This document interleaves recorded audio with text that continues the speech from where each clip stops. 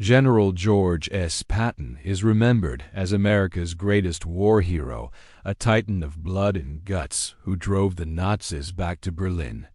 But on a cold night in March 1945, he became the villain to 300 of his own men. This is the story of the only order he ever gave that had nothing to do with winning the war, and everything to do with his own vanity. It was a mission so controversial that he hid it from Eisenhower, a mission so dangerous his own officers called it a suicide run. This is the classified truth of Task Force Baum, the mission where American soldiers were sacrificed not for their country, but for their commander's family. The history of the Second World War is often painted in black and white. We are told stories of clear heroes and obvious villains, of strategic brilliance and necessary sacrifices. We are told that every life lost was a price paid for the ultimate victory against tyranny. But as the smoke clears and the classified files are opened decades later, a different picture begins to emerge. Sometimes, the most dangerous enemy a soldier faces is not the one across the battlefield holding a rifle, but the ego of the commander standing behind him.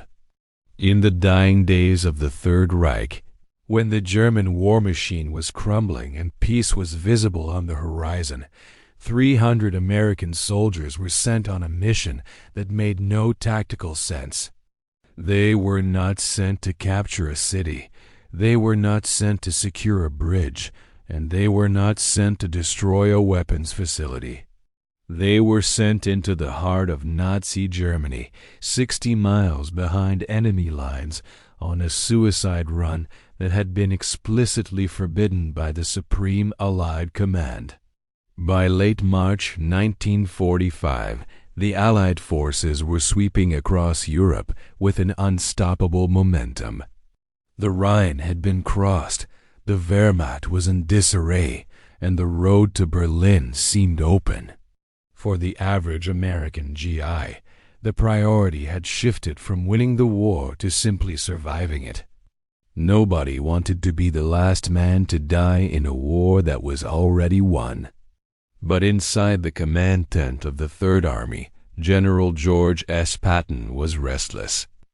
While the world celebrated the impending victory, Patton was consumed by a private anxiety that had nothing to do with global politics. He had received intelligence regarding a prisoner of war camp located near the sleepy German town of Hammelburg, known as Offlag XIII-B. The camp housed thousands of Allied officers who had been captured throughout the war, men who were starving, sick, and desperate for liberation. But for Patton, one prisoner in that camp mattered more than all the others combined. His name was Lieutenant Colonel John Waters, and he was not just a fellow officer. He was Patton's son-in-law. Patton feared that as the German army collapsed, the SS would massacre the prisoners rather than let them be liberated. It was a valid fear, but his superiors, including General Eisenhower, had strictly ordered him not to divert significant forces for rescue missions that did not align with the main strategic advance. Patton, however, was a man who viewed orders as mere suggestions.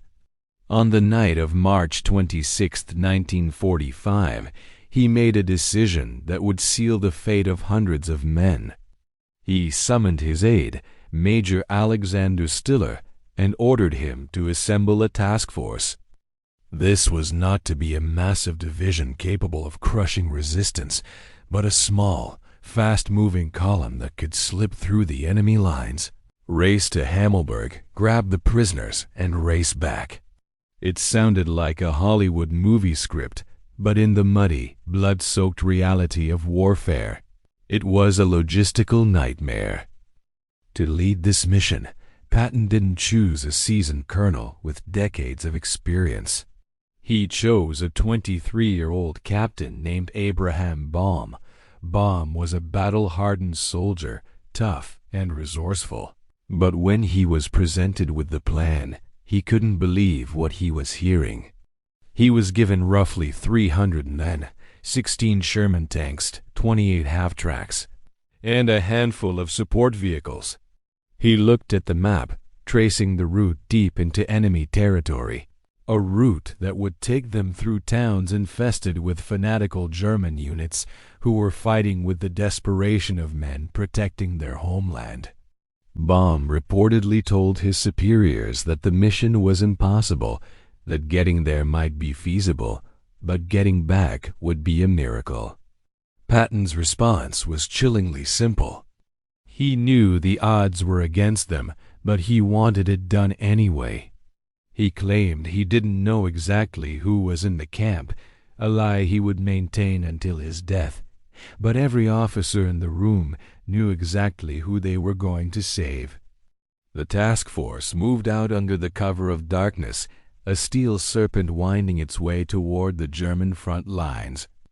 The initial breakthrough was violent and chaotic. The American tanks unleashed a torrent of fire, smashing through the hastily erected German defenses at the town of Schweinheim. The sheer audacity of the attack caught the Germans off guard. They had never seen such a small American unit attack with such ferocity so deep into their lines. Reports started flooding into the German command centers, reports that were wild and exaggerated. Some German commanders believed that the entire Third Army had launched a new offensive. This confusion bought Task Force Baum precious time, but it also painted a giant target on their backs. As they pushed deeper into Germany, the element of surprise began to evaporate.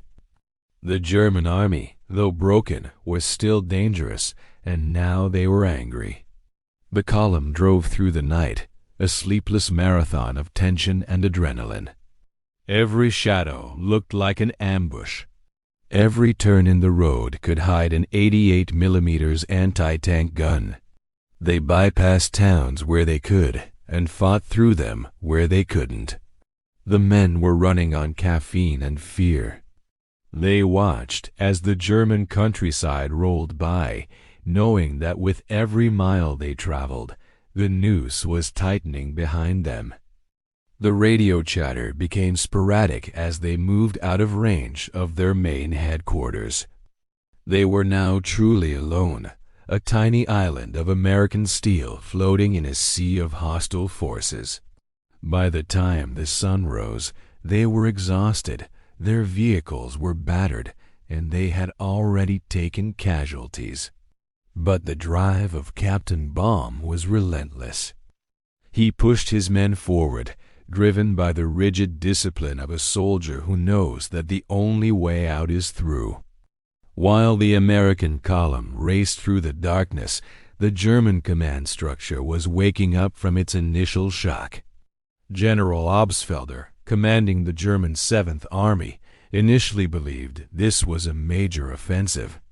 But as scout reports trickled in, the realization dawned on him. This was a single, unsupported column. It was an insult to the German defense. He ordered the immediate mobilization of the Panzer unit's tank destroyers, designed specifically to kill Shermans. From the forests of the Spessart Mountains, veteran German tank crews, many of whom had fought on the brutal Eastern Front, began to move into ambush positions. For the men inside the Sherman tanks, the psychological toll was mounting. The Sherman was a reliable tank, but it was notoriously vulnerable. The soldiers called them Ronsons after the cigarette lighter because they lit up the first time they were hit. Every time the column slowed down to navigate a narrow village street, the crews held their breath, waiting for the telltale screech of a Panzerfaust rocket. In the town of Jemmenden, disaster nearly struck. The bridge across the Saal River was blown up right in front of them by retreating German engineers. The explosion sent debris raining down on Baum's lead tank. With the bridge gone, they were trapped on the wrong side of the river. Baum didn't hesitate. He forced a local German guide at gunpoint to reveal a shallow crossing point further upstream. The tanks roared into the freezing water, engines straining, treads slipping on the riverbed. They made it across, but the delay had cost them precious hours of darkness. As dawn broke on March 27th, the task force was no longer a ghost in the night. They were a visible target moving under a gray German sky. The Luftwaffe, though depleted, scrambled a few planes to harass the column. But the real danger was on the ground. Near the village of Lohr, a German Hetzer tank destroyer, hidden perfectly in the tree line, opened fire. The shell ricocheted off the turret of a Sherman with a deafening clang. The American gunner spun the turret and returned fire, the 76mm shell tearing through the thin armor of the German vehicle. It was a small victory, but it signaled the beginning of the end. The Germans knew exactly where they were now. Inside the half-tracks, the infantrymen were freezing. They had been riding for hours in open-topped vehicles, exposed to the biting March wind. They were exhausted, their eyes burning from staring at the horizon. They ate cold rations while the vehicles bounced over cratered roads. The camaraderie of the barracks was replaced by the silent, grim focus of men who knew they were deep in enemy territory, with no way to call for help. Every stopped car, every open window in a passing house looked like a threat. Back at the prison camp, the tension was palpable. The prisoners had illegal radios hidden in hollowed-out books and floorboards. They had heard the BBC reports of Patton's advance, but they had no idea a rescue mission was coming specifically for them. Lieutenant Colonel Waters, unknowingly the cause of this entire operation, was growing increasingly worried about the mood of the German guards. The SS units in the area were becoming erratic. There were rumors of mass executions at other camps. Waters spent his days organizing the men, keeping discipline, and preparing for the worst. He had no idea that his father-in-law had gambled the lives of 300 men to prevent those fears from coming true. The final approach to Hammelburg was a gauntlet of fire. The task force had to cross open fields where they were exposed to long-range artillery. Shells began to land around the convoy, throwing up geysers of dirt and steel. The drivers zigzagged their tanks, engines screaming at redline. It was a race against death. A Sherman tank would explode in a ball of fire, its crew trapped inside, and the rest of the column would have to keep moving, leaving their burning comrades behind. There was no time to stop, no time to mourn. When the silhouette of the prison camp finally appeared on the horizon, the sight of the barbed wire and guard towers wasn't just a military objective. It was a spiritual finish line. But as they would soon discover, reaching the finish line didn't mean the race was over. It only meant the trap was ready to be sprung. Inside Oflag XIII-B, the sound of the approaching battle sparked a wave of electric hope among the prisoners. For years, they had waited for this moment. They climbed onto the roofs of the barracks, cheering as they saw the white stars on the green olive tanks crashing through the perimeter fences. The Serbian prisoners, who were held in a separate section of the camp, broke out and joined the fray, attacking the German guards with bare hands and stolen weapons. It was a scene of absolute chaos and jubilation. The German guards, realizing they were outgunned, began to surrender or flee into the surrounding woods. Captain Baum's tank rolled into the center of the camp, and for a brief moment, it seemed like the gamble had paid off. But reality crashed down on them with brutal speed.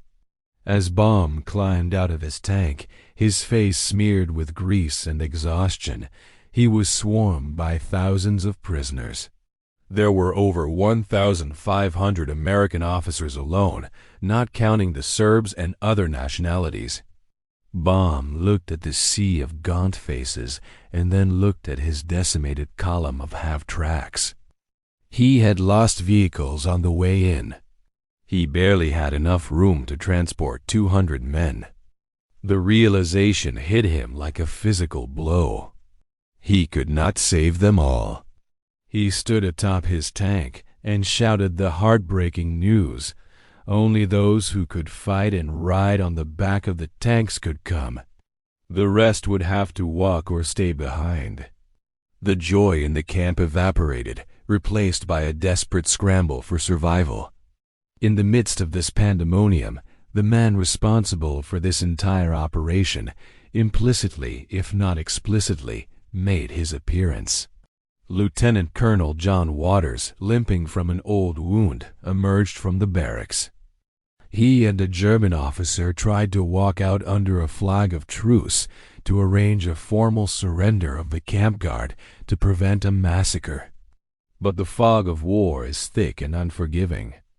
A German soldier in a nearby trench, unaware of the negotiations, saw the American uniform and pulled the trigger. A single shot rang out, and Waters collapsed into the mud, shot in the stomach. The irony was tragic and cruel. The man for whom 300 men had risked their lives was now critically wounded and unable to be moved. He would have to be left behind in the camp hospital. The mission, by its primary hidden definition, had failed before the retreat even began. Night was falling, and the situation for Task Force Baum was turning from desperate to catastrophic. The Germans had used the time well. While the Americans were dealing with the chaos inside the camp, the Wehrmacht had moved heavy Tiger tanks and infantry units into position, blocking every road back to the American lines. They had sealed the battle. Baum reorganized his force, loaded as many men as he could onto the hulls of the tanks, and tried to punch his way out. But they were running on fumes. The fuel tankers had been destroyed earlier in the day. The ammunition racks were nearly empty. They were sitting ducks. The ambush began under the cold light of German flares. From the darkness of the woods, the high-velocity shells of the German Tigers tore into the American Shermans. One by one, the tanks of Task Force Baum were turned into burning coffins. The infantry on the back of the tanks were mowed down by machine gun fire. It wasn't a battle, it was an execution. The screaming of wounded men mixed with the roar of engines and the thunder of explosions. Captain Baum, realizing that his force was being systematically annihilated, gave the final agonizing order: every man for himself. The remaining survivors bailed out of their vehicles and scattered into the dark, freezing forests, hoping to slip back to friendly lines on foot. The next morning, the site of the battle was a graveyard of American armor. Smoking husks of tanks littered the road. The bodies of young soldiers lay scattered in the mud. Captain Baum, shot in the groin and bleeding heavily, was captured by a German patrol. He ended up in the very hospital inside the prison camp he had come to liberate, lying just a few beds away from John Waters. Of the roughly 300 men who set out on the raid, 32 were killed in action. Only 35 managed to evade capture and make it back to the American lines. The rest, over 200 men, were marched into captivity. The entire task force had effectively ceased to exist. Back at the Third Army headquarters, the news of the disaster was met with a stony silence. General Eisenhower was furious when he learned of the unauthorized raid. He saw it for what it was, a reckless waste of lives for a personal family matter. Patton, confronted with the failure, went into damage control mode. He fiercely denied that he knew his son-in-law was in the camp, a claim that historians and military experts have debated for decades but largely dismiss. He framed the raid as a distraction maneuver, a way to confuse the Germans and draw their forces away from the main front. He tried to bury the truth under the guise of military strategy. The official reports were sanitized. The men who survived were told to keep quiet. The media was kept away from the survivors. But the truth has a way of bleeding through the bandages of history. Years later, when the war was a memory and the generals were writing their memoirs, the soldiers of Task Force Baum began to speak. They spoke of the confusion, the fear, and the betrayal they felt when they realized they were pawns in a personal game. Captain Baum, who survived his wounds and the war, later met with Patton. In a rare moment of vulnerability, Patton reportedly looked at the young officer he had sent to hell and back and said, "I'm sorry, Abe. I wouldn't have sent you if I knew it would be this hard." It was an apology, perhaps, but it offered little comfort to the families of the men who never came home. Task Force Baum remains a dark stain on a brilliant legacy. It is a brutal reminder that in war, the line between a heroic rescue and a selfish sacrifice is often drawn in the blood of young men. Patton got his glory. The men of Task Force Baum got a one-way ticket to hell.